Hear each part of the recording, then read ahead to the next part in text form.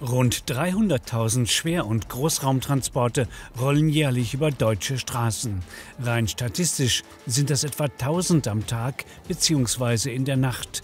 Weil die meisten Schwerlastkonvois mit ihren Frachten allerdings abseits des normalen Straßenverkehrs unterwegs sind, bekommen auch nur die wenigsten mit welchen Problemen es die Fahrer der XXL-Transporte unterwegs zu tun haben.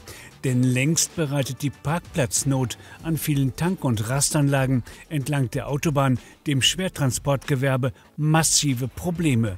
Oft können Raststätten in den frühen Morgenstunden gar nicht angesteuert werden, weil vorgesehene Stellplätze blockiert sind. Da bleibt dann erst einmal nur die Standspur. Und da steht nicht mehr der konventionelle LKW mit 16,50 Meter auf der Autobahn, sondern da stehen wir beispielsweise mal schon mit einem langen Rotorblatt auf der Standspur und können nicht einfahren, weil vorne halt eben die Kollegen von den Standard-LKW sich auf unsere Parkplätze gestellt haben. Das Problem ist ja nicht nur der LKW, sondern letztendlich auch das Begleitfahrzeug, was auch auf der Autobahn steht. Und da hat es ja tragischerweise auch schon schwere Unfälle gegeben. Dabei spielt es kaum eine Rolle, ob die Konvois, wie hier eine schwere Lok, die gerade auf dem Weg zum Hamburger Hafen ist, das Raststättengelände befahren oder wieder verlassen wollen.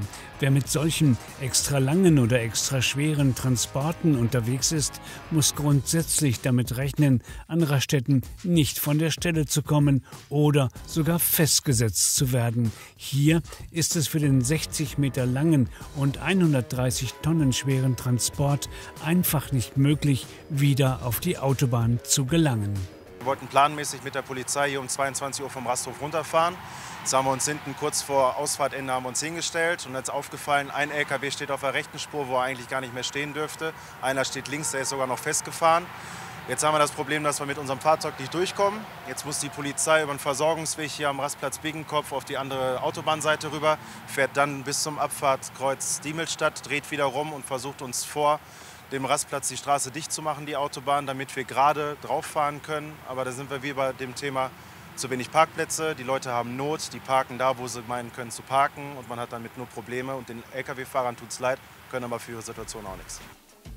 Gegenseitiges Verständnis innerhalb der Transportbranche ist selbstverständlich, doch löst das die Probleme auch nicht.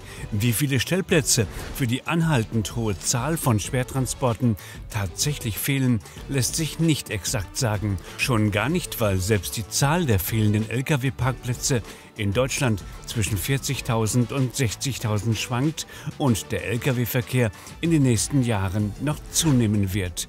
Bilder wie diese zeigen aber, um welchen grundsätzlichen Flächenbedarf es im Schwerlastverkehr geht und was es bedeuten kann, Transporte, die nicht selten aus mehreren Fahrzeugen, Aufliegern und sperrigen Ladungen bestehen, sicher abzustellen.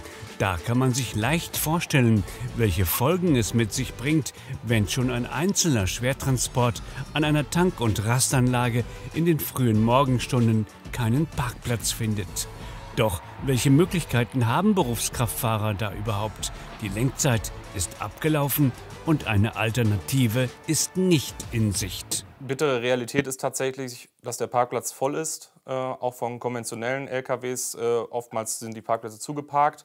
Auch besondere Schwerlastspuren werden dort in Anspruch genommen, was man den Kollegen nicht verübeln kann, weil auch sie nur einen Parkplatz suchen für ihre Ruhepause.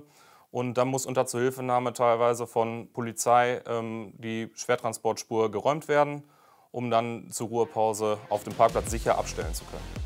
Wieder hat ein LKW von Universaltransport samt Fracht sein Ziel erreicht. Ankunft am Serengeti-Park im niedersächsischen Hodenhagen, wo eine fast 100 Tonnen schwere historische Lokomotive aus dem Jahre 1942 abgeladen wird. Hier treffen wir auf Fahrer René Wobst. Seit 11 Jahren transportiert Wobst Straßenbahnen quer durch Europa. Die Problematik der fehlenden Parkplätze für Schwertransporte kennt er nur zu gut aus eigener Erfahrung. Ja, es ist eine katastrophale Situation, weil viel zu wenig Parkplätze da sind für ein sehr hohes Verkehrsaufkommen. Wir haben Nacht für Nacht zu kämpfen, dass wir auf unsere zugewiesenen Schwerlastparkplätze kommen. In Magdeburg macht sich um 22 Uhr ein aus 3 Lkw und mehreren Begleitfahrzeugen bestehender Schwertransport mit Rotorblättern für Windkraftanlagen auf den Weg. Ziel des Konvois mit mehreren Etappen ist ein Windpark in Rheinland-Pfalz. Ein einziges Rotorblatt hat diesmal die Länge von 45 Metern, weshalb unterwegs zum Parken garantiert Abstellflächen von rund 200 Metern benötigt werden. Doch dieser Transport fällt eher in die Kategorie harmlos, denn längst erreicht die kommende Generation von Rotorblättern mit 85 Metern fast die Länge eines Fußballfeldes und nimmt die doppelte Fläche in Beschlag. Wie beurteilen die Fahrer von Schwertransporten die derzeitige Parkplatzsituation an den Tank- und Rastanlagen? Und was haben sie am Rande ihrer sperrigen Transporte selbst schon alles erlebt? Ab und zu müssen wir Polizei anrufen, weil manche Fahrer wollen nicht rausfahren. Die stehen auf Schwerlastspur, aber er macht Pause und für ihn ist Schluss. Danach müssen wir Polizei anrufen und warten wir. Ne? Letztes Mal wir waren mit Nachläufer mit Blätter über 70 Meter lang gefahren. Das war auf 44. Da haben wir fast 2 Stunden auf Polizei gewartet. Letzter LKW war auf Autobahn gestanden. Ne? Das war auch so gefährlich. Das erste Auto hat vielleicht Glück, von der Autobahn runterzukommen, bei der Länge hier. Und die anderen stehen dann halt auf der Autobahn. Und dann ist man ja gezwungen, die Polizei zu rufen. Weil es ist ja unverantwortlich, sag ich mal, so lange auf der Autobahn stehen zu bleiben mit so einem Transporten. Man bedenke hinten die Begleiter. Ne? Wie gefährlich ist das? Saugefährlich.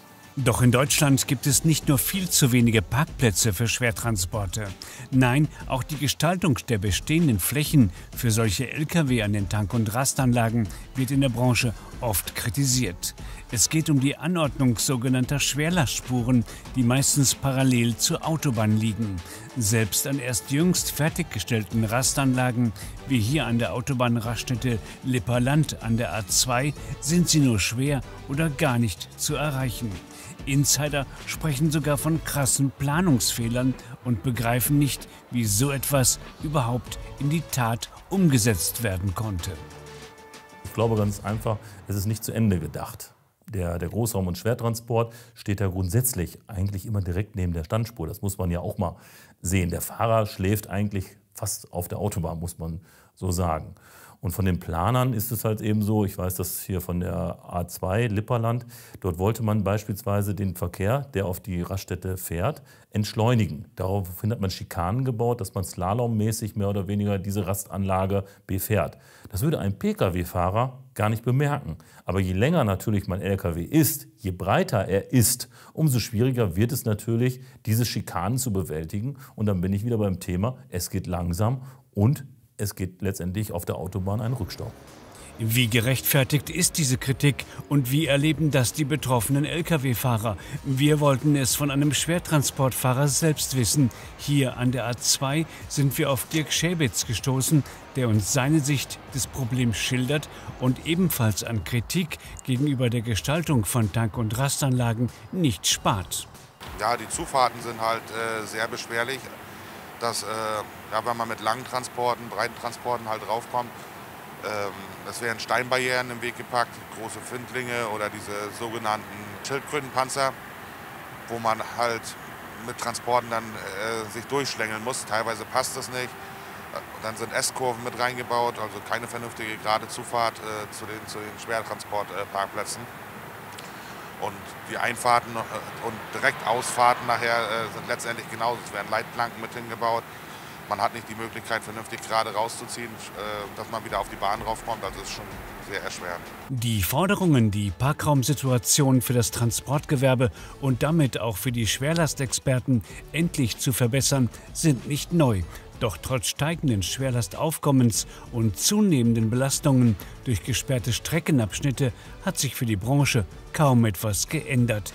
Wie lange aber soll das noch so gehen? Ja, es muss jetzt gehandelt werden. Es ist nicht 5 vor 12, es ist kurz vor 12, wenn nicht schon kurz nach 12, muss man einfach sagen.